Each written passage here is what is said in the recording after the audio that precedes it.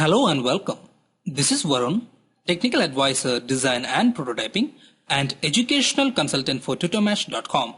In this session, we will be discussing about how to get the perspective view of an object. Perspective view is really essential while rendering the object. It will help you to view the object in the exact way as we see from our own eyes. As you can see here, the two different views are given here. The first one is the parallel view, which we were discussing till now. Now, when the same object is converted to the perspective view, it becomes much more realistic. So now let's see how to get the perspective view of an object. Consider this as my workspace. Let me come over to my isometric view by going over to the view control here and changing the top to southwest isometric like this. Now, let me create a box. So for that, I will make use of the solid primitive, that is a box which is available here.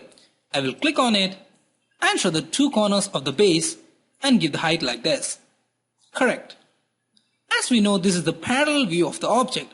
So in order to change the parallel view to the perspective view, there are two ways. The first one is you can come out to the view control like this, click on this option to find the two inner options like this. That is, you can change from parallel to perspective like this. Correct.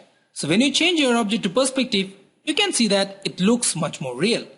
When you revolve it, you can actually see and feel the object in a space. Correct. Now the next method is by inserting a camera view. Let me come over to the view control again, change it back to parallel. Correct. Now let me insert the camera. So to insert the camera, I have to type cam like this and press enter. Now you can see that a camera module is now appearing with our